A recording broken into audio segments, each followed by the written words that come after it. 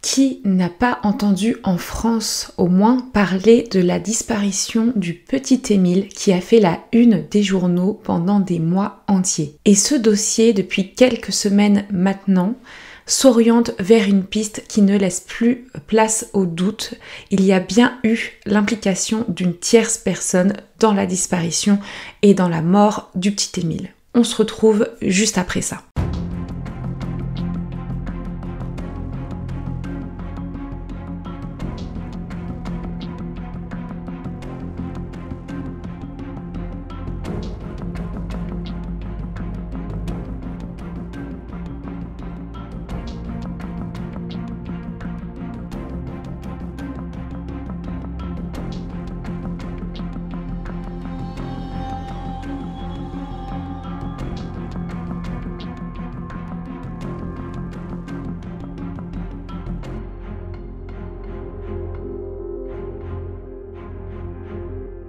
Rappelez-vous, sur ma chaîne, nous avions parlé déjà à 2 reprises du dossier de la disparition du petit Émile, donc 2 longues vidéos de 50 minutes. Une première lorsque le petit Émile était toujours porté disparu le 17 novembre 2023 et une deuxième fois à la suite de la découverte du corps sans vie d'Émile et pour être plus précise, son crâne, le 8 avril 2024. Je vous conseille donc d'aller regarder ces vidéos à nouveau ou de les découvrir pour celles et ceux qui arrivent sur ma chaîne. Ce sont 2 vidéos que j'ai moi-même revisionnées pour me remettre dans le contexte et effectivement elles sont extrêmement complètes. Si vous avez envie d'un travail concis qui regroupe toutes les informations qu'on avait à un instant T sur le dossier et vous remémorez les moindres petits détails, n'hésitez pas à aller les visionner ou les revisionner. C'est un peu long, donc n'hésitez pas à aller mettre le curseur sur x1,5, x1,75 pour perdre un peu moins de temps, mais je vous les conseille réellement, tout simplement parce qu'au fur et à mesure qu'un dossier passe, vous savez, les informations du début sont un peu oubliées et des fois c'est important de les mettre en lumière, surtout pour comparer avec les nouvelles informations qu'on a aujourd'hui. Dans un premier temps, je vais évidemment vous faire un rapide rappel des faits qui est nécessaire pour qu'on sache un petit peu de quoi je parle et également ensuite je vais revenir sur toutes les mises à jour depuis la dernière vidéo que j'ai sortie il y a près d'1 an maintenant, donc en avril 2024, et enfin je vais vous parler de l'hypothèse privilégiée des enquêteurs à ce jour et je terminerai aussi par répondre à certaines questions que vous m'avez posées directement sur Instagram. Très important de le noter ici. Ici pour ce dossier, c'est un dossier très médiatique où je ne suis pas du tout proche du dossier, je ne suis pas en contact avec les familles ou avec les enquêteurs. Je réalise cette vidéo pour que vous ayez un condensé de toutes les informations que vous voyez popper un peu partout sur internet, donc j'ai essayé de faire une vidéo la plus exhaustive possible, mais je n'ai pas d'informations inconnues des médias. Par contre, je suis allée fouiller pour vous sortir des pistes qui sont peut-être pas évoquées aujourd'hui par les médias, mais voilà, ne vous attendez pas ici à avoir des scoops. Sur mes autres dossiers de disparition, notamment reliés à l'association ARPD ou des dossiers où je suis en contact avec les familles, oui, là évidemment, c'est même la première fois qu'on médiatise, donc vous verrez ces informations nulle part ailleurs, mais ce n'est pas le cas pour ce dossier, je préfère le rappeler.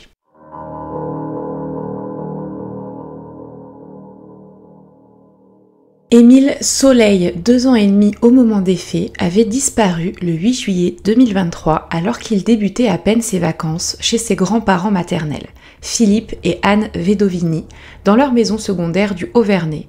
Le Haut-Vernay qui est un hameau situé dans les Alpes de Haute-Provence en France. Petit aparté ici, on va parler très souvent des grands-parents donc de Philippe et d'Anne Vedovini, mais on ne va jamais parler des grands-parents paternels. Donc quand vous entendrez que je parle des grands-parents, il s'agit des grands-parents maternels, donc de Philippe et d'Anne Vedovini. Étaient présents le jour de la disparition d'Émile les 2 grands-parents, mais également presque la totalité de leurs enfants, dont certains sont encore mineurs et qui sont donc les oncles et tantes d'Émile. Les parents d'Émile, Marie et Colomban Soleil, étaient eux restés à la Bouilladis avec la petite sœur d'Émile, là où ils habitent.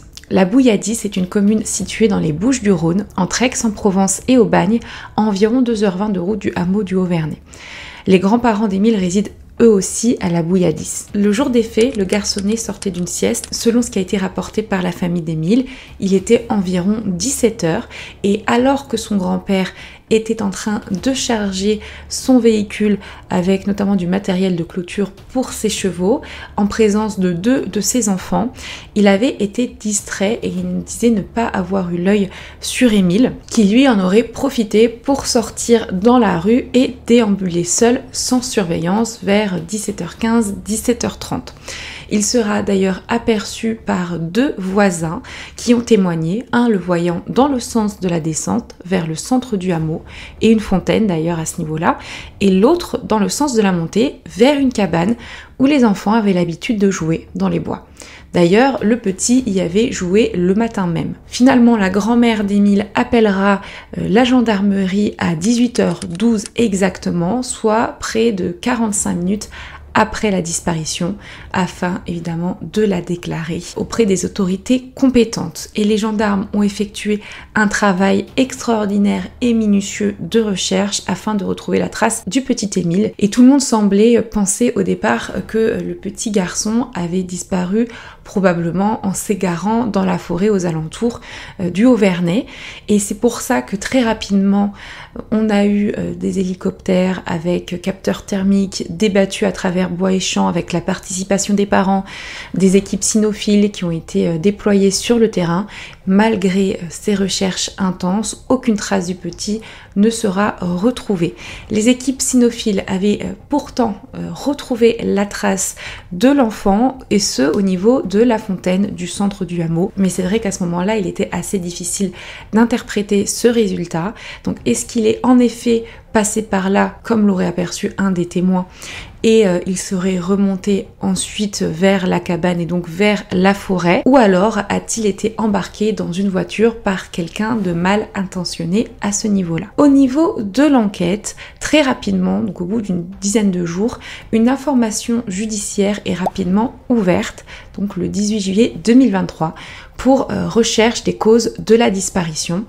Environ un mois plus tard, là c'est le 21 août 2023, l'enquête est élargie au chef d'enlèvement et de séquestration pour pouvoir explorer toutes les hypothèses. Toutes les pistes ont donc rapidement été envisagées. On a évidemment donc celle de la disparition, de l'égarement d'un enfant. On a même eu celle de l'attaque d'un animal sauvage et notamment un loup, celle d'un rapt par une personne de passage dans le hameau, ou encore un meurtre ou un accident déguisé par une personne habitant le hameau, ou même a été envisagé un accident avec un engin agricole conduit trop rapidement. Donc notamment il y avait une piste à ce moment-là d'un jeune du village. Il avait été interrogé, on a eu des analyses de fait sur l'engin agricole, mais rapidement il a été mis hors de cause. Tous les bâtiments du Haut-Vernay ont, dans les jours qui ont suivi la disparition, été fouillés. Alors ils n'ont pas été perquisitionnés, seulement fouillés à ce niveau-là, et les fouilles avaient même été réalisées dans les congélateurs des habitants du Haut-Vernay.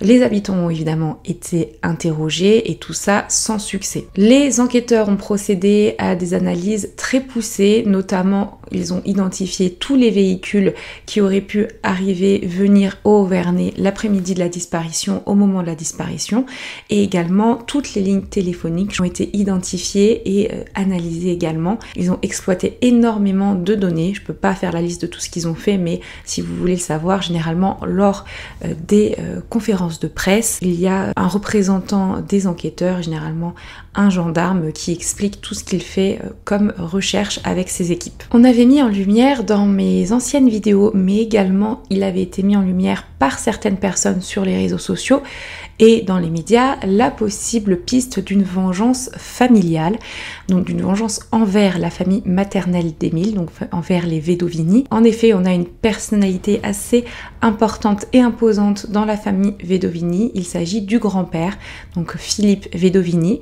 Alors, bien qu'il semble être respecté dans sa ville, dans sa profession et comme patriarche d'une famille catholique pratiquante, et d'une grande famille d'ailleurs puisqu'il a 10 enfants au total, il semble très traîné derrière lui plusieurs casseroles. La casserole la plus rapportée dans les médias étant le fait qu'il ait été entendu en 2018 en tant que témoin assisté dans une affaire de violence sur mineurs, une affaire qui se serait déroulée dans les années 90 au sein d'une communauté religieuse Ariomo. À ce moment-là, il encadrait des jeunes sous l'appellation de frère Philippe et aurait reconnu lui-même avoir frappé certains élèves. Il n'a jamais été reconnu coupable dans cette affaire, mais c'est simplement pour mettre en lumière le fait qu'il est reconnu avoir été violent, pour comprendre un petit peu le personnage. Nous avions également parlé d'un possible lien avec une mésentente dans la famille Vedovini et des potentiels actes de vengeance, notamment dans un hameau situé non loin du Auvernais, donc celui du Boulard. Ce hameau du Boulard où les arrière-grands-parents maternels d'Émile possédaient une maison de vacances et où un incendie criminel avait ravagé plusieurs bâtisses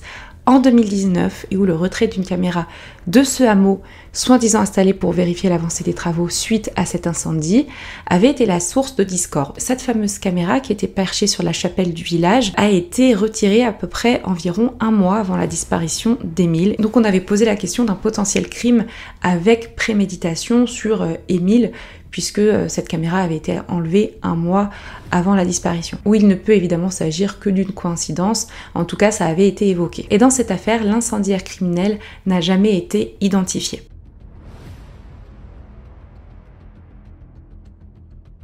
Enfin, la piste d'un homicide volontaire ou non par un membre de la famille du petit Émile avait évidemment été avancée. Ça fait partie des dernières personnes à avoir vu le petit Émile. Beaucoup ont évoqué leurs soupçons, surtout envers le grand-père d'Émile, que l'on sait nerveux et autoritaire. A-t-il quelque chose à voir avec la disparition de son petit-fils? Par la suite, donc là, c'est toutes les hypothèses qu'on avait évoquées. On a ensuite une mise en situation qui a été réalisée le 28 mars 2024 au Auvernais avec la présence de toutes les personnes présentes le jour de la disparition au village. Donc on a l'ensemble des voisins et des témoins visuels, soit au total 17 personnes qui sont appelées afin de reconstituer le contexte dans lequel Émile a été aperçu pour la dernière fois. Et c'est avec stupeur que 2 jours après cette mise en situation seulement, soit le samedi 30 mars 2024, on apprend qu'une randonneuse du nom de Sadia retrouve un crâne d'enfant qui a rapidement été identifié donc dès le lendemain comme étant celui du petit Émile au milieu d'un étroit chemin forestier situé en contrebas du Auvernais, dans une aire boisée et assez escarpée, éloignée du bas du village, donc de quelques 1,7 km à vol d'oiseau, soit environ 25 minutes de marche à pied, zone déjà fouillée à l'époque, mais les enquêteurs ne pouvaient pas assurer à 100% que l'endroit où a été retrouvé le crâne de l'enfant avait été une zone fouillée vraiment profondément par les équipes.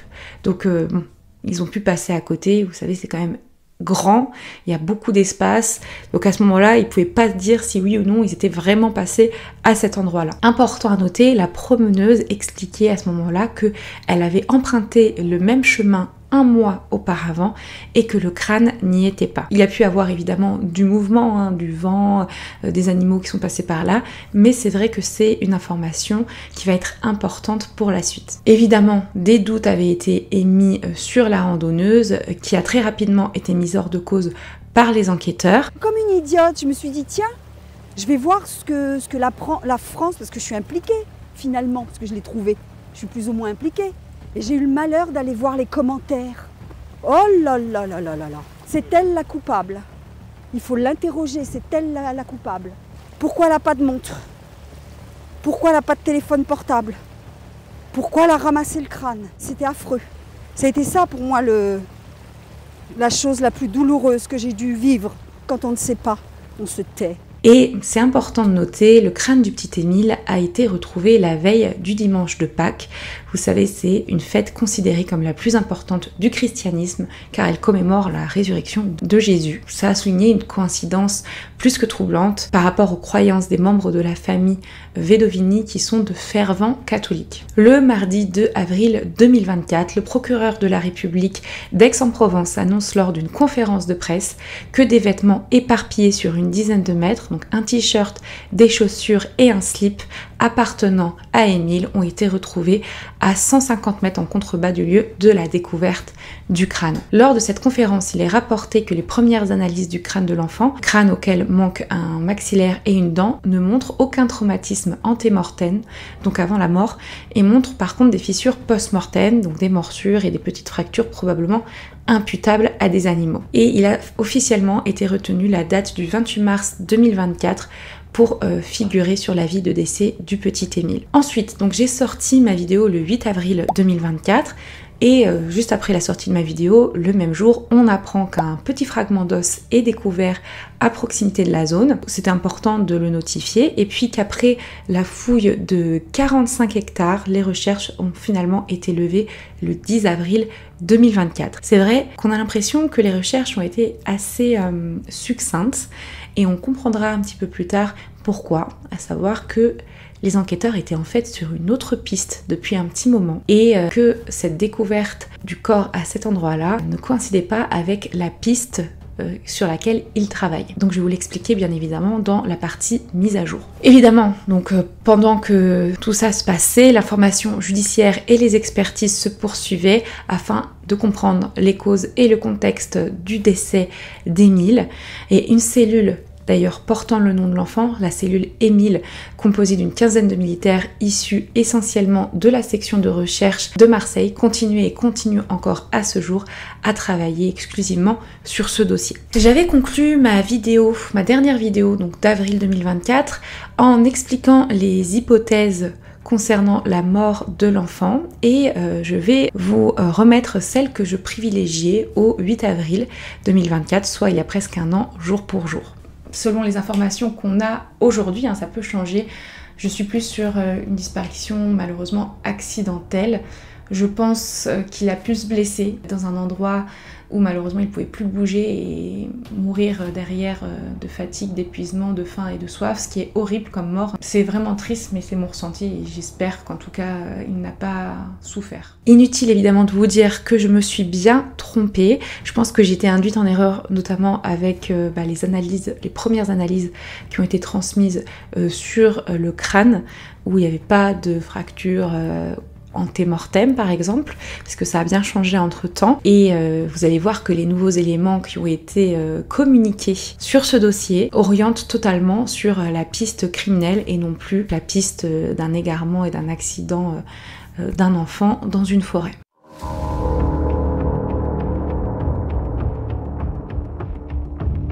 Plusieurs mois se sont finalement écoulés sans grosse avancée connue du public, donc connue des médias dans l'enquête. Et bien que l'emballement médiatique se soit calmé, on apprend en septembre 2024 que 2 traces ADN partielles humaines inconnues et non répertoriées sont découvertes sur les ossements et les vêtements du petit garçon. Donc il ne s'agit pas d'un profil ADN d'un des membres de la famille d'Émile. J'imagine qu'ils ont également vérifié pour la randonneuse et les enquêteurs qui ont travaillé sur le dossier. Mais les enquêteurs, en tout cas, n'excluaient pas à l'époque où j'ai eu l'information qu'il puisse s'agir de traces liées à une contamination accidentelle. Donc à ce jour et à ce stade, nous n'avons pas eu plus d'informations quant à ces traces ADN.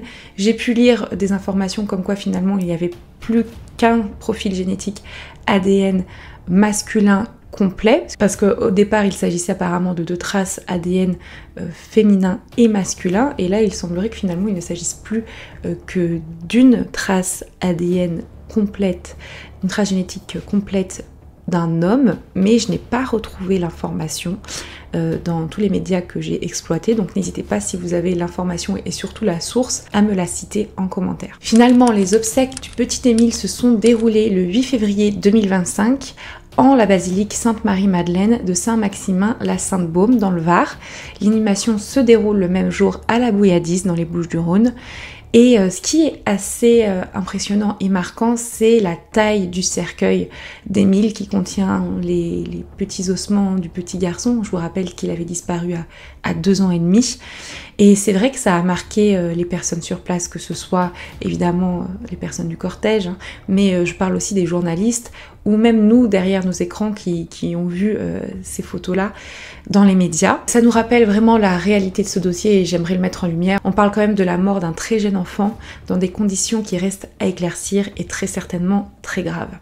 La famille proche du garçon a évidemment été prise en photo par les journalistes et le public va se charger de juger les faits et gestes de chacun des membres à travers les clichés transmis. Donc on va par exemple observer un sourire trop intense, une tenue pour la mère jugée inappropriée, en tout cas qui est bien analysée, les grands-parents maternels qui sont tout sourire à des moments. Donc on voit bien que la famille est de nouveau sous les projecteurs à ce moment-là. Il faut savoir que les enquêteurs ont profité aussi de ce moment-là pour observer également de leur côté, d'un point de vue plutôt de l'enquête, les faits et gestes de chacun des membres de la famille. En parallèle de tout ça, hein, pendant que tout ça se passe, l'enquête continue. Même si nous, on n'est pas informés au niveau médiatique, les enquêteurs continuent leur travail et les enquêteurs de la section de recherche s'intéressent à de très nombreux courriers qui leur sont envoyés et souvent par des auteurs anonymes. Pour information, par exemple, la mairie du Vernet reçoit par semaine en moyenne 10 courriers anonymes.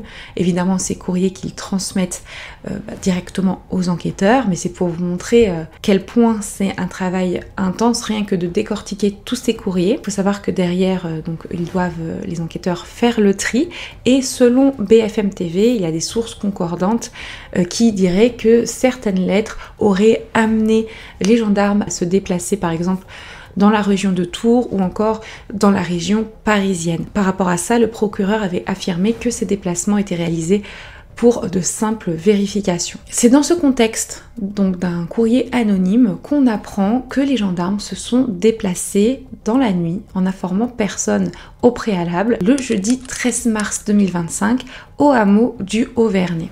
Et ils ont saisi une jardinière en bois qui était vraiment devant à proximité des murs de l'église Saint-Martin, donc une église du village, située juste en face d'un cimetière. Ils l'ont saisie afin de faire réaliser des analyses dessus. Ils ont suivi, donc comme je vous l'expliquais, les indications d'un corbeau qui leur avait parlé d'aller jeter un œil dans cette jardinière. Ils ont également dans la nuit passé plusieurs heures dans l'église. Il faut savoir que c'est une toute petite église, donc il n'y a pas vraiment grand chose à fouiller, mais ils ont, de ce qui a été rapporté dans les médias, fait des analyses Blue Star, donc c'est pour ça aussi qu'ils ont profité de le faire dans la nuit, puisque le Blue Star réagit à l'obscurité et en présence de certaines substances et notamment en présence de sang. Donc apparemment ils n'ont rien trouvé dans l'église parce qu'ils n'ont rien saisi à ce niveau-là, mais ils ont fait aussi des recherches avec le Blue Star aux alentours, sur la route, donc pour essayer de révéler des traces suspectes. Il y aurait eu sur la jardinière des traces de sang qui ont été repérées, donc je me souviens qu'à ce moment-là, on pensait potentiellement, vu qu'ils avaient saisi quand même une jardinière assez imposante, qu'ils avaient peut-être pensé que le petit avait été pendant un moment enterré à ce niveau-là. Peut-être derrière, il aurait été donc intéressant de repérer s'il y avait des insectes, par exemple nécrophages, qui sont des insectes que l'on retrouve au départ dans le processus de décomposition. À noter, et c'est très important, que la chapelle est située à environ 50 mètres de la maison des Vedovini, donc des grands-parents d'Émile, et qui, eux, comme je vous le rapportais, sont des fervents catholiques et qui allaient très souvent prier et chanter des chants grégoriens dans cette église de Saint-Martin. La famille Vedovini, d'ailleurs, avait passé un petit moment pour nettoyer l'édifice le matin même de la disparition d'Émile, donc c'est important de le noter, et les proches de l'enfant et quelques amis s'étaient aussi réunis à l'intérieur de cette église 4 jours plus tard, 4 jours après la disparition, soit le mercredi 12 juillet 2023, pour un moment de communion, de prière, alors que l'espoir de retrouver le petit Émile s'amenuisait avec le temps qui passait. Moi, je trouve que c'est assez étonnant que l'enfant aurait pu potentiellement se trouver à ce niveau-là, puisque, rappelez-vous, il y a quand même eu des équipes cynophiles avec des Saint-Hubert, donc des chiens avec un flair très affûté, qui ont été déployés dans le hameau du Haut-Vernay, qui est vraiment tout petit, et ils avaient flairé la piste de l'enfant au niveau de la fontaine du lavoir, qui est située à seulement 30 mètres de cette fameuse jardinière. Donc ça aurait été étrange que les chiens ne suivent pas l'odeur du petit à la jardinière, sauf si vraiment le corps avait été déplacé vraiment après les recherches terrain, ce que je trouve un peu bizarre parce que c'est pas très logique. De toute façon, sur ce point, le procureur de la République d'Aix-en-Provence s'est exprimé à travers la dernière conférence de presse, donc le 27 mars 2025, dernière conférence qu'il a donnée. Et il dira là-dessus, je vais le citer, « La saisie d'une jardinière ne comportait d'ailleurs aucun élément de nature à faire progresser les investigations. » 2 jours seulement après cette saisie, on est le 15 mars 2025, on apprend par voie de presse quelque chose qui au départ n'interpelle pas, mais qui aura été bien analysé par la suite des événements. Donc là, je vous le dis, pour être dans la chronologie, on a un prêtre qui s'appelle Claude Gilliot, qui est un octogénaire intime de la famille d'Émile, d'ailleurs qu'il avait baptisé en 2020, qui s'est donné la mort très probablement par voie médicamenteuse. Donc, ses relations avec la famille Vedovini sont décortiquées dans le cadre de la disparition d'Émile et plusieurs points surprenants nous font nous poser des questions quant à la réelle raison de son suicide. Car en effet, il avait été évoqué par les gendarmes et par la sœur de ce prêtre qu'il s'est donné la mort. C'est attesté de toute façon par une lettre qu'il a laissée, que je vous mets à l'écran ici, qui donne des indications sur ses souhaits pour son enterrement notamment, et qui aussi envoie des adieux à ses proches et notamment à sa sœur. Cependant, dans un communiqué que je vous mets également ici, un communiqué réalisé par le diocèse d'Aix et Arles, qui annonce le décès du père Gilliot, il est indiqué qu'aucune information officielle ne remet en cause le caractère naturel de son décès. Et ça, c'était un communiqué 10 jours après sa mort, soit le 25 mars 2025. Par rapport à ça, on pense que le diocèse veut éviter que l'église soit peut-être entachée par cette histoire. On sait que le suicide n'est pas bien vu, effectivement, dans la religion, quelle qu'elle soit. Et surtout, je pense qu'ils veulent éviter peut-être de relier un prêtre avec une affaire aussi médiatique que celle du petit Émile. Pourtant, la sœur de monsieur Gilliot va expliquer que le suicide de son frère serait lié à son rejet par le grand-père d'Émile, Philippe Vedovini. Elle dira même, et je vais la citer, « J'en veux énormément à la famille du petit Émile parce que je pense que tout est parti d'eux. » Le grand-père d'Émile aurait vivement reproché en effet au prêtre d'avoir parlé à un journaliste de Paris Match avec lequel il était régulièrement en contact depuis la disparition d'Émile, et de lui avoir donné une photo. Alors je sais pas, parce que j'ai vu plusieurs informations, c'est soit une photo des parents d'Émile ou soit une photo du petit Émile, mais en tout cas il n'y avait pas eu d'autorisation au préalable de la famille. Donc cette photo avait été publiée par Paris Match et donc ça aurait déclenché la fureur du grand-père, plus que la fureur des parents d'Émile d'ailleurs, et derrière il aurait donc tout fait pour que le prêtre soit évincé, et notamment il a posé un ultimatum en menaçant de ne pas venir lui et sa famille à la chapelle des Pénitengries d'Aix-en-Provence, où le prêtre officiait depuis 20 ans, tant que le père Gilliot continuait à y officier. Ce qui est fou, c'est qu'on montre peut-être l'impact et l'importance que cette famille, en tout cas que le grand-père a sur le diocèse, sur cette communauté religieuse, puisque finalement, alors qu'il officiait là-bas depuis 20 ans, dès octobre 2023, donc très peu de temps après la disparition, le père Gilliot a été mis de côté. En effet, le 19 octobre 2023 précisément, une lettre de l'archevêque l'informe qu'il prend acte et confirme la décision des Pénitengries de lui retirer ses pouvoirs de chapelain. Il dira, je cite, « Je regrette profondément que l'exercice de votre ministère ait entraîné un tel rejet de ceux que vous étiez envoyés servir. » Donc c'est Monseigneur Delarbe qui écrit ça. « Je me tiens à votre disposition si vous souhaitez venir m'entretenir de cet épisode. » Monsieur Gilliot avait été énormément impacté par ça. Il en avait d'ailleurs parlé avec le journaliste du Paris Match avec qui il avait noué un lien de confiance. Il expliquait qu'il mettait en cause les grands-parents de l'enfant, sa famille, et qu'ils étaient très probablement à l'origine de la pression sur l'église pour le faire expulsé. On apprend une information que je trouve qui est passée un petit peu sous les radars. 10 jours après le décès de l'homme d'église, le 26 mars 2025, on apprend que son domicile, rue Esparia, près du PMU où il avait l'habitude de prendre sa petite bière, est perquisitionné. Et donc à ce moment-là, perquisitionné dans le cadre, on pense, de la disparition et de l'enquête sur la mort d'Émile, on pense à ce moment-là que peut-être les enquêteurs pensent qu'il y a un lien donc entre la mort du prêtre et le fait qu'il savait peut-être quelque chose et qu'il se sentait coupable de ne pas le dire. Il avait peut-être eu des informations qu'il ne pouvait pas transmettre puisque ça aurait dénoncé peut-être plusieurs personnes. On ne sait pas s'il a décidé de mettre fin à sa vie simplement à cause de cette histoire de photos et qu'il ait été mis de côté, ou peut-être qu'il savait d'autres choses. Donc en tout cas, j'imagine que les enquêteurs sont allés perquisitionner son domicile pour vérifier s'il y avait des écrits, des confessions de sa part concernant le dossier. On n'a pas eu plus d'informations là-dessus. Pourtant, à la question d'une journaliste sur ce point précis, lors de la dernière conférence de presse donnée par le procureur d'Aix-en-Provence, donc le 27 mars 2025, il va répondre quelque chose qui m'a un peu surprise quand je l'ai vu.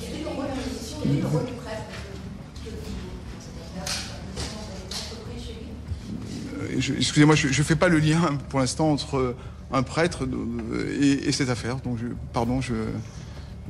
ne peux pas répondre à votre question. Donc c'est vrai que cette réaction, moi je la comprends pas vraiment puisque je trouve que la question était légitime vu les informations qu'on avait, notamment sur la perquisition du domicile de ce prêtre. Par contre là, ce qui a interpellé tout le monde, c'est ce qui s'est passé très récemment, le 25 mars 2025, quand on se réveille, on apprend que très tôt le matin, 4 personnes ont été placées en garde à vue par rapport au dossier du décès d'Émile, pour des motifs très graves, motifs d'homicide volontaire et de recel de cadavres. Ces 4 personnes ne sont autres que des membres de la famille d'Émile, des membres de la famille Vedovini. Donc on a les grands-parents d'Émile, Anne et Philippe Bedovini, et aussi 2 de leurs enfants majeurs, qui sont donc des oncles et tantes d'Émile, Maximin et Marthe. Ce qui surprend évidemment dans cette annonce, c'est l'identité des gardés à vue, donc les grands-parents et 2 des enfants majeurs. Pourquoi ? Ça on le sait pas. C'est la première fois aussi qu'il y a des gardes à vue dans cette enquête. Par contre, on sait que tout le monde avait été entendu, mais entendu de manière libre.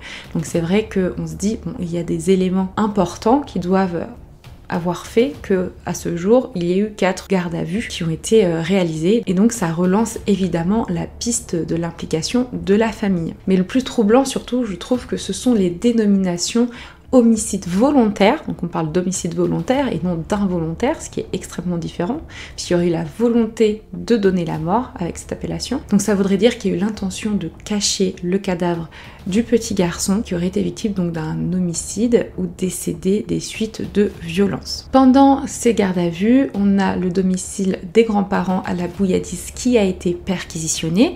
On a eu des photos qui sont parues dans la presse et on a pu voir d'ailleurs qu'à ce niveau-là, une voiture et une remorque ou vent destinés au transport des chevaux ont été saisis. Également, leur résidence secondaire située au Auvernais a pour la première fois été saisie. Donc c'est beaucoup d'informations d'un coup, c'est pour ça qu'il me semblait important de faire une mise à jour, mais attention, elle n'est pas terminée. Donc déjà, il est important de dire que ces gardes à vue ne découlent pas de la saisie quelques jours avant de la jardinière, mais étaient prévues depuis bien longtemps, étaient prévues même avant de retrouver les ossements du petit Émile, donc 1 an avant, mais c'est vrai que ça a été retardé justement par rapport à cette trouvaille. Ce qui a fait que ces membres de la famille ont été placés en garde à vue, c'est surtout suite à ce qui a été entendu lors de conversations téléphoniques. Donc la famille avait été placée sous écoute et il y aurait eu des dissensions qui ont été mises en lumière entre les parents d'Émile et les grands-parents maternels. C'est les enquêteurs qui ont analysé et qui ont mis en lumière des éléments qui leur paraissaient troublants dans ces discussions. On ne les connaît pas exactement, donc ça n'a pas été indiqué précisément, mais ça aurait été suite à ces éléments et d'autres non évoqués aujourd'hui dans la presse qu'il y a eu ces gardes à vue. Selon un communiqué de presse du procureur de la République, il expliquera Je cite, « Ces placements en garde à vue s'inscrivent dans une phase de vérification et de confrontation des éléments et informations recueillis lors des investigations réalisées ces derniers mois. » Toutes ces gardes à vue sont levées au bout de 48 heures, donc dans la nuit du mercredi 26 au jeudi 27 mars 2025. Les 4 membres de la famille d'Émile ressortent libres et sont relâchés sans poursuite. Apparemment, selon les avocats, j'ai entendu qu'il resterait environ 3h05 de garde à vue, ce qui représente vraiment pas grand-chose. Bien qu'ils soient ressortis libres, toutes les auditions de ces gardes à vue vont être analysées, passées au peigne fin pour peut-être mettre en lumière des éléments qui aideraient à comprendre le décès d'Émile si la famille sait quelque chose à ce niveau-là. Plus tard, donc le jour où les gardes à vue sont levés et les membres de la famille sont ressortis libres, dans la même journée, le 27 mars 2025, on a eu cette fameuse conférence de presse donnée par le procureur de la République, conférence très utile, notamment parce qu'il y avait beaucoup d'informations et qu'il fallait démêler le vrai du faux, et ça nous a appris des choses très intéressantes et ça nous a conforté donc dans la piste criminelle.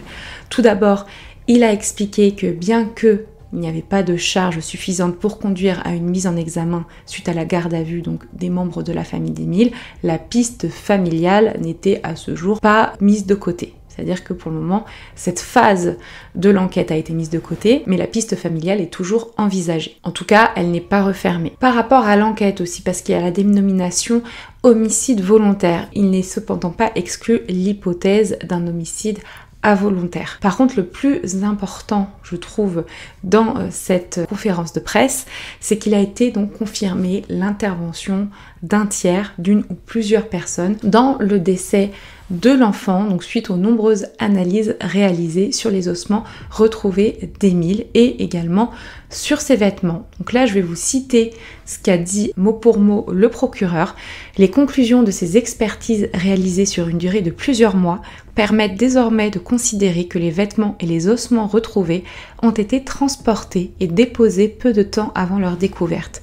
Permettent aussi d'affirmer que le corps de l'enfant ne s'est pas décomposé dans les vêtements retrouvés dans la forêt, permettent de considérer l'hypothèse que le corps n'est pas demeuré au même endroit et dans le même biotope au cours du processus de décomposition et qu'il n'a pas été enfoui. Et enfin de caractériser la présence sur le crâne découvert de stigmates anatomiques évocateurs d'un traumatisme facial violent. Il a également été évoqué que les expertises ont permis d'affirmer que le corps d'Émile a été conservé pendant plusieurs mois dans un espace clos et stérile, c'est-à-dire à l'abri par exemple d'intempéries, avant d'être déposé dans la forêt. Tout cela corrobore les dires que je vous ai rapportés un peu plus tôt, les dires de Sadia, la randonneuse, qui avait expliqué qu'elle était allée sur les lieux de la découverte du crâne 1 mois avant la découverte et qu'elle n'avait pas vu les ossements ou le crâne de l'enfant à ce moment-là. On apprend également que le petit a très probablement été déshabillé puisqu'il n'y a pas eu de traces de décomposition sur son t-shirt, que les vêtements et les affaires d'Émile ont très probablement été déposés par une main humaine sur les lieux où ils ont été retrouvés. Ça ressemble à une mise en scène macabre pour faire croire à un accident. Important de noter que cette découverte s'est faite 2 jours après la mise en situation où il y a 17 personnes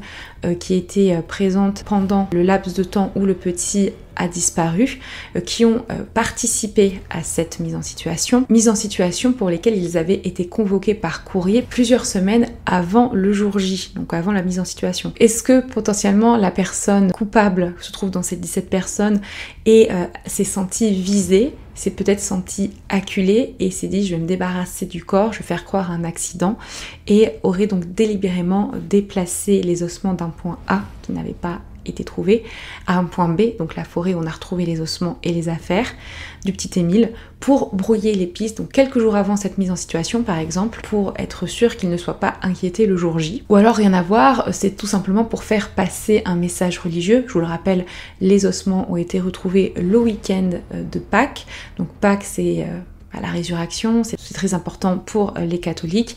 Et donc on peut penser à ça, mais ce qui est bizarre, c'est que la randonneuse l'explique elle-même, la découverte a été fortuite, elle-même n'avait pas prévu d'y aller, elle avait même failli pas aller se balader puisqu'il avait plu, et donc personne ne pouvait prévoir qu'on allait retrouver à ce moment-là, le week-end de Pâques, ce crâne. Samedi, il était midi je crois, avec moins de pluie, j'ai dit allez hop, là, ici.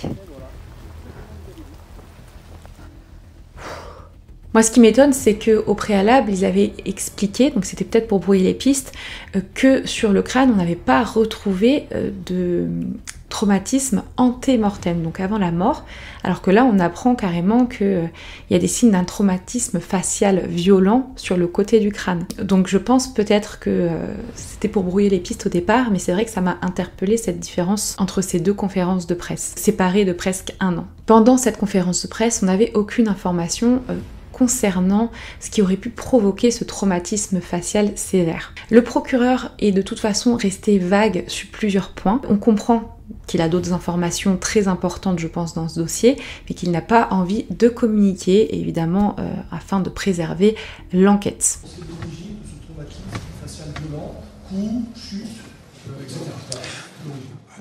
Alors, comme je vous le disais tout à l'heure, j'ai dit les informations que je souhaitais donner et je ne souhaite pas en donner plus pour l'instant. Cependant, tout ce qu'on a appris là aujourd'hui, ça nous permet d'affiner l'hypothèse criminelle, donc l'hypothèse au moins de l'intervention d'une tierce personne, et donc à ce jour, on peut déterminer plusieurs possibilités que je vais vous exposer maintenant.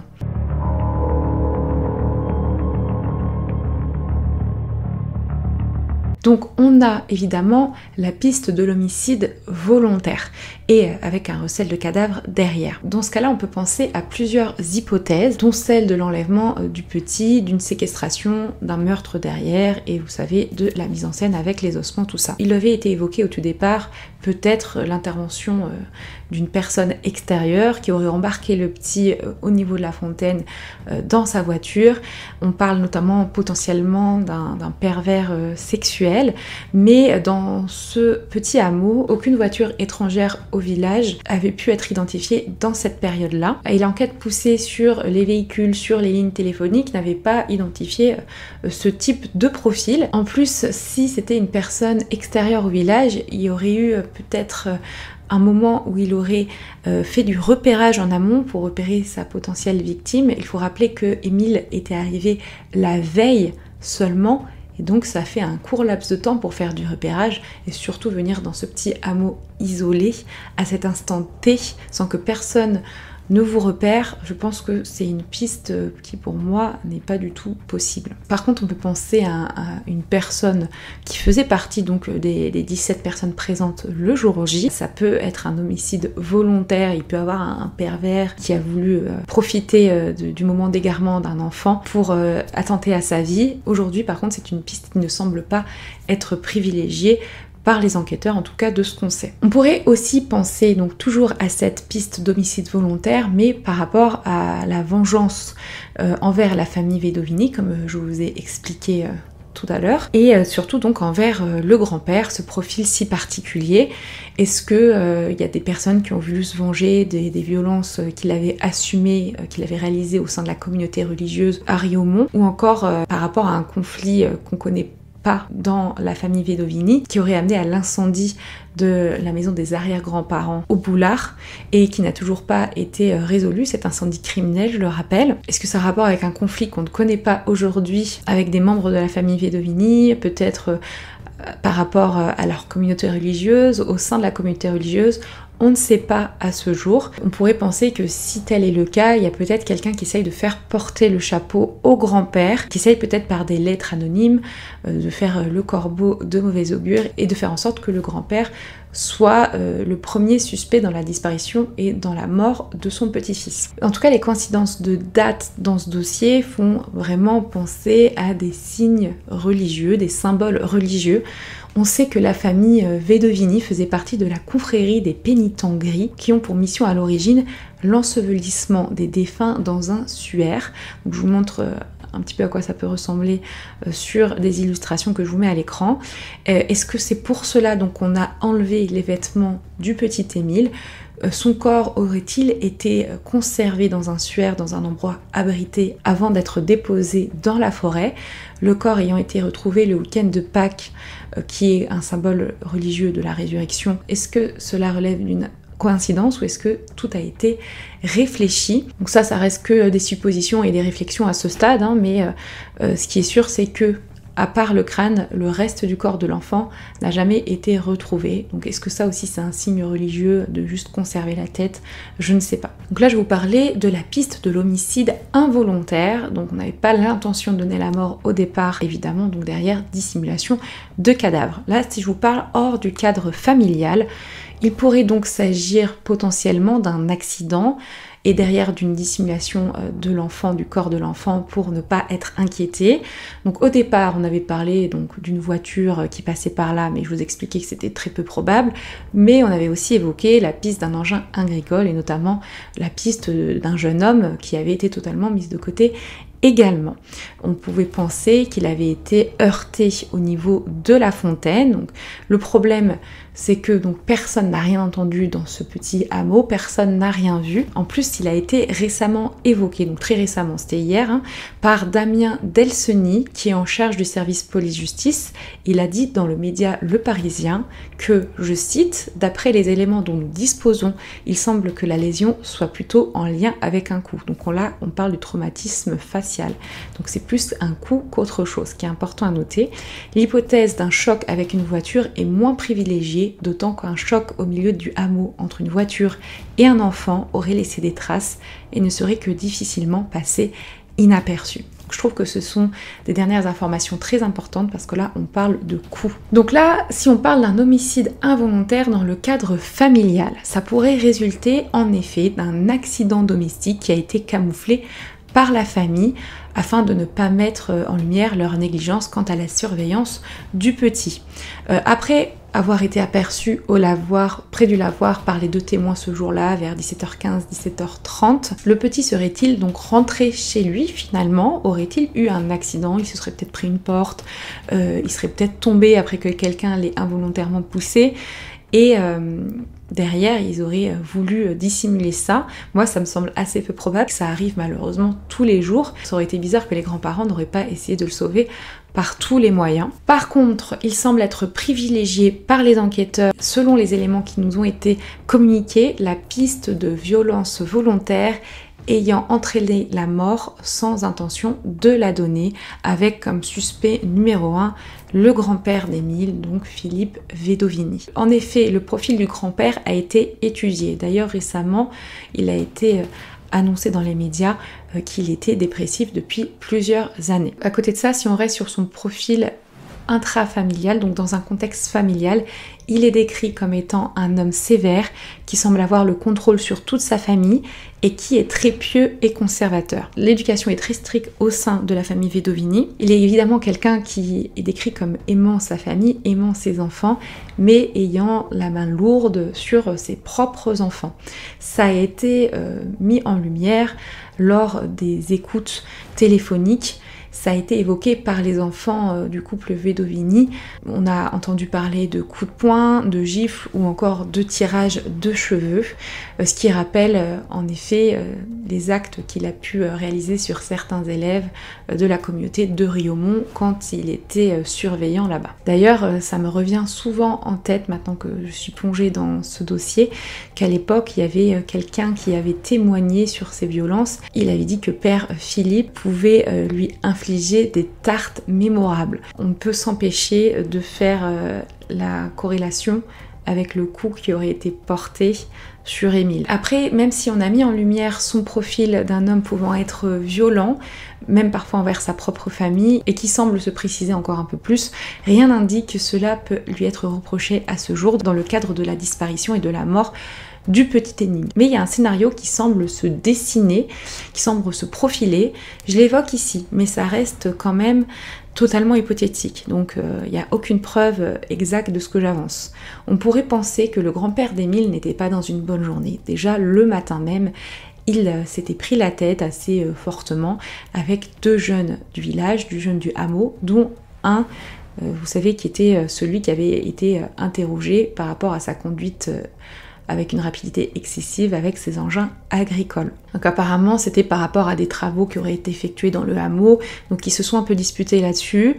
Et donc dans l'après-midi, après la sieste d'Émile, lui, le grand-père, se chargeait de remplir son coffre, et il semblerait que le petit ait désobéi, donc en allant se balader tout seul dans la rue. Et donc le grand-père a très bien pu le récupérer très rapidement, et aurait pu lui infliger une de ces fameuses baffes mémorables ou autres, donc correction qui aurait mal tourné puisque le petit en serait décédé derrière.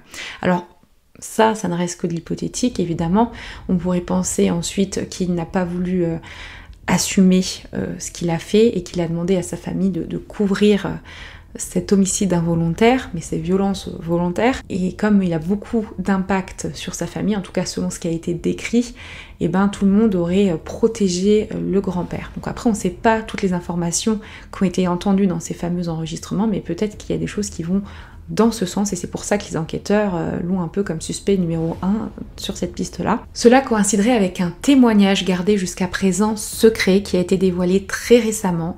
C'est le fameux témoin qui est un jeune qui aurait vu donc le petit, vous savez, descendre vers la fontaine. Et ce qu'il avait également dit, c'est que juste après, il a vu le grand-père partir tout de suite à la recherche de son petit-fils. Donc on peut penser qu'il l'a repéré très facilement et qu'il l'aurait récupéré avec lui.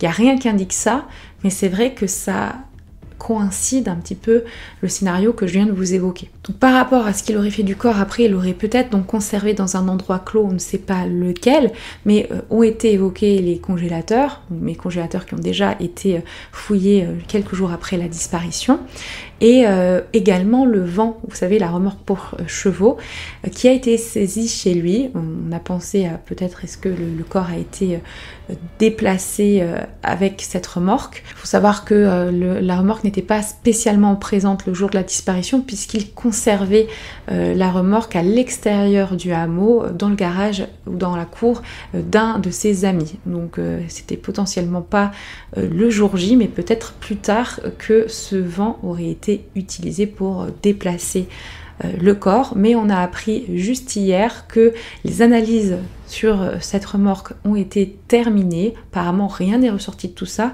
puisque le vent a été restitué au grand-père. Il y a aussi certains doutes qui ont été mis en lumière très récemment dans les médias, des doutes que aurait la mère d'Émile concernant ses parents, même si elle croit encore aujourd'hui en leur innocence. Elle aurait évoqué des doutes quant à leur comportement, puisque c'est vrai que les parents d'Émile sont en rupture totale avec les grands-parents maternels d'Émile par rapport à différentes décisions suite à la disparition de l'enfant. Donc on ne sait pas vraiment pourquoi, mais bon, apparemment la mère se serait posé quelques questions. Pourtant, on les a vus très récemment au domicile du couple Vedovini, donc ils sont peut-être en rupture totale sur certains points, mais je pense qu'ils échangent encore sur d'autres. Des corrélations avec d'autres dossiers de disparition d'enfants ont été évoquées. On pense notamment à la disparition du petit Yanis, 3 ans, qui lui s'était évaporé dans des conditions quasi similaires 35 ans avant celle d'Émile. Je vais vous citer ce que rapporte Damien Delseny au Parisien. Yanis a disparu en mai 1989 dans un petit village des Alpes de Haute-Provence en Ghana-Gobi, c'est-à-dire dans le même département que le Haut-Vernay. Les circonstances aussi sont troublantes de ressemblance. Yanis jouait à construire une cabane avec ses frères, tout près du domicile familial, lorsque ces derniers, après s'être absentés quelques instants, l'ont perdu de vue. 16 mois plus tard, des vêtements de Yanis ont été découverts à quelques centaines de mètres de son lieu de disparition. Ces vêtements avaient manifestement été déposés à cet endroit par une main humaine. Lui n'a cependant jamais été retrouvé. Enfin, beaucoup évoquent des similitudes avec l'affaire du petit Grégory. En effet, pourquoi est-ce qu'on compare très souvent les deux affaires? Donc déjà, c'est une affaire où il y a un mystère persistant. En effet, dans les deux affaires, on manque de preuves tangibles, ce qui rend l'enquête extrêmement difficile. Les circonstances de la mort pour les deux enfants restent floues. Pour Émile, la cause du décès reste encore à déterminer et pour Grégory, le coupable n'a jamais été identifié. Il y a également un contexte familial qui est scruté. Dans l'affaire Grégory, la famille Villemain est rapidement au centre de l'enquête. On parle d'ailleurs de rivalité intrafamiliale et il y a également l'importance des corbeaux, des lettres anonymes dans ce dossier qui sont mises en lumière. Et dans l'affaire Émile, il y a également des corbeaux, des courriers anonymes avec des indications. Et on a aussi ce contexte familial un peu particulier qui est scruté pour le dossier du petit Émile. Et on a autour de ces deux dossiers donc une médiatisation intense. Ce sont deux affaires qui fascinent l'opinion publique.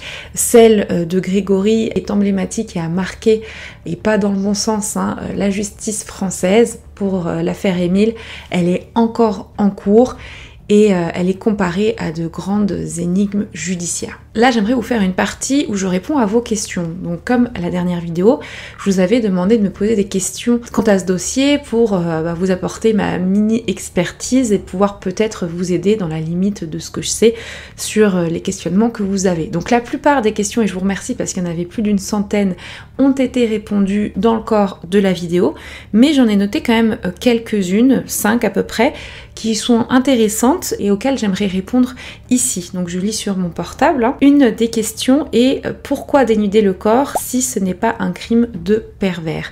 Je trouve que c'est une très bonne question. J'avais évoqué dans mon script potentiellement la conservation du corps, vous savez, dans un linceul, donc dans un vêtement pour peut-être le respect du corps, si c'est une thèse intrafamiliale, quelqu'un qui avait de l'amour peut-être, ou du respect pour le défunt, donc pour Émile.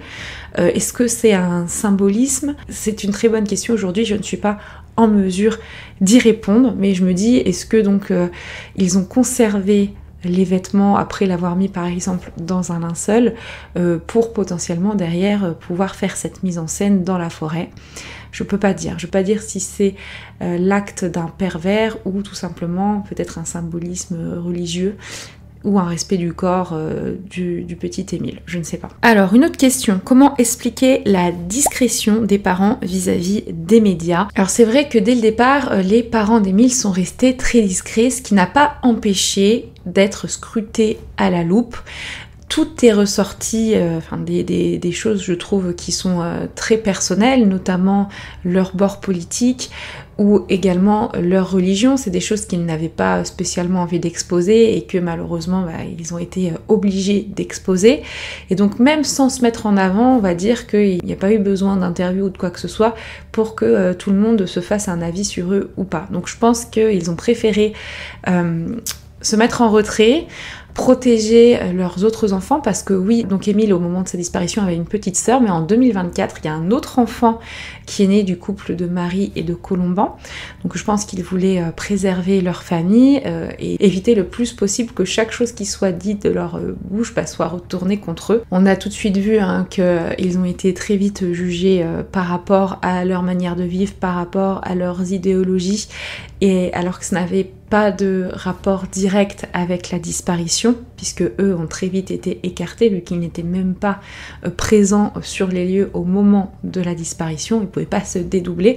Donc c'est vrai qu'on est allé très loin et on a exposé sur les réseaux sociaux et même dans les médias beaucoup de choses qui n'étaient pas pour moi pertinentes par rapport à la disparition d'Émile. Et on voit tout de suite que en plus la famille est agacée par toute cette médiatisation. Donc très récemment, il y a des images du père d'Émile et de la mère qui se garent devant la maison des grands-parents maternels d'Émile, et apparemment la voiture aurait fait en sorte de faire tomber les trépieds des appareils photo des journalistes ou des caméras qui étaient présents devant la maison.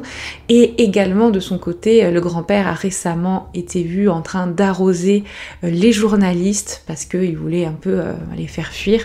C'est vrai que c'est assez étouffant, je pense, pour eux, et encore plus donc juste après ces gardes à vue. Après, aujourd'hui, on ne sait pas s'ils sont coupables ou pas. On va dire qu'il n'y a que l'enquête qui pourra mener à la vérité. Donc à ce jour, ils sont considérés comme innocents et c'est vrai qu'on les traite un petit peu, enfin, surtout les grands-parents, comme des criminels alors qu'on peut avoir un avis, mais aujourd'hui on ne peut pas affirmer, nous, derrière notre écran, sans avoir accès au dossier, sans avoir même vu une page du dossier, que lui a fait ci, que lui a fait ça, que lui est coupable. Enfin voilà, il faut rester très mesuré dans ses propos. Une autre question qui est donc pourquoi la disparition d'Émile a-t-elle attiré autant d'attention médiatique? Je vous ai un peu répondu juste avant, notamment avec la comparaison avec le dossier de Grégory Villemain. On a un mystère de toute façon. Qui a tué cet enfant? Est-ce que c'est fait de manière volontaire ou pas? On a ce contexte familial qui est assez spécial et qui est sujet, on va dire, à pas mal de fantasmes, notamment au niveau de leur côté assez traditionnaliste, la religion, la sévérité du grand-père, du patriarche, et on a aussi un enfant, on va dire, qui représente un peu la pureté.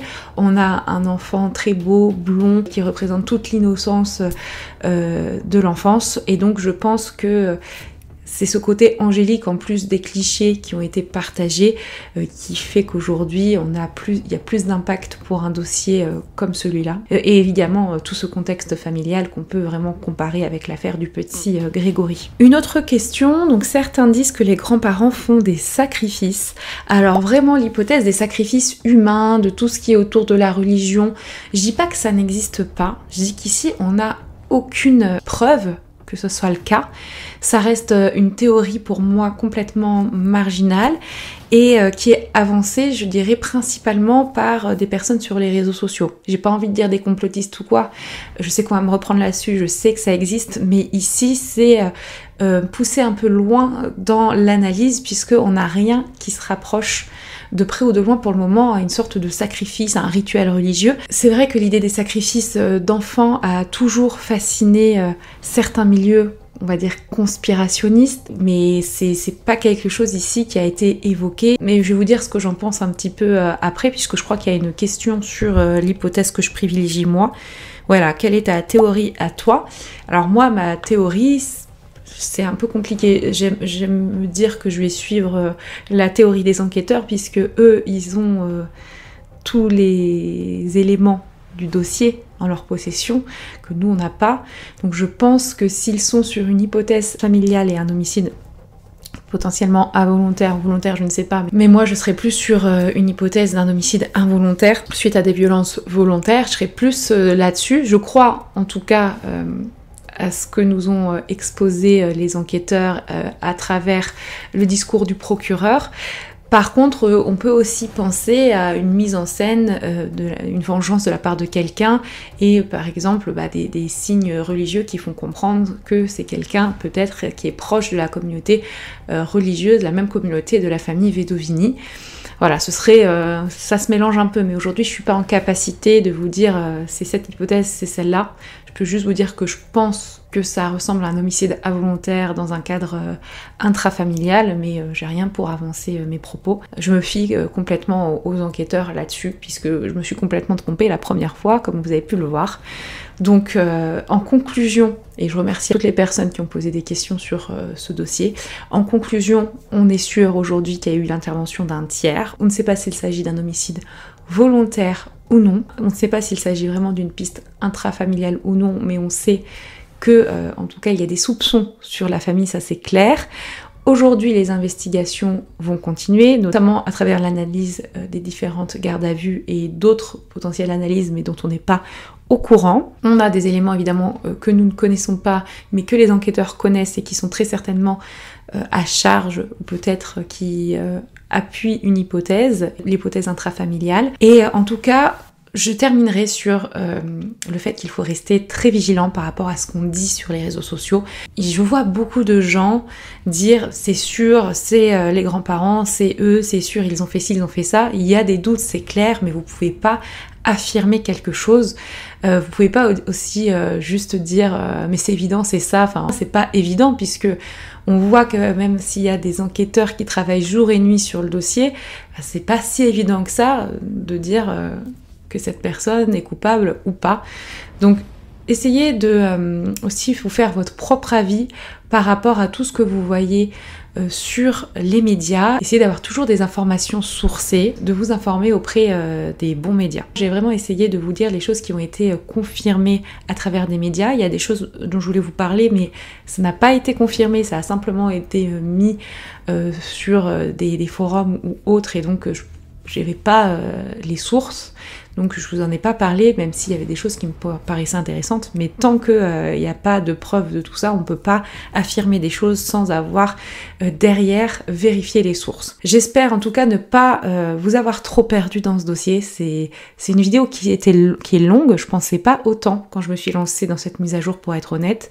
Je pense que c'est une vidéo qui va faire 1h10, c'est énorme, mais je pense que c'est nécessaire, puisque pour traiter ce type de dossier, je dirais que, au moins pour respecter la personne qui est décédée et surtout les proches qui n'ont rien demandé, il est important de faire des vidéos complètes, sourcées, et de ne pas affirmer n'importe quoi dans les vidéos. Je sais que la plupart des gens qui vont me regarder sont quand même des personnes sensées et qui ne vont pas écrire n'importe quoi. De toute façon, je vous le dis à chaque fois, on a des modérateurs qui vont faire attention, et puis moi aussi de mon côté, à ce qui va être dit. Je vous remercie d'avoir suivi cette vidéo. Je ne sais pas si vous êtes au courant, j'ai ouvert une nouvelle chaîne, une chaîne secondaire à celle-ci, qui s'appelle Les coulisses de Marine B. J'ai déjà fait une première vidéo où j'explique un peu le pourquoi du comment, l'ouverture de cette chaîne, et aussi pourquoi la vidéo qui était sortie début de semaine dernière n'est plus disponible sur ma chaîne. Donc n'hésitez pas à vous abonner si ça vous intéresse. Nous on se retrouve la semaine prochaine pour une nouvelle vidéo, et ce sera une vidéo justice pour, qui est très rageante puisqu'on a le nom de la personne directement impliquée dans ce dossier. Bref, on en reparle la semaine prochaine. Moi je vous remercie d'avoir suivi la vidéo jusque là, et en attendant, prenez soin de vous et de vos proches. Thank you.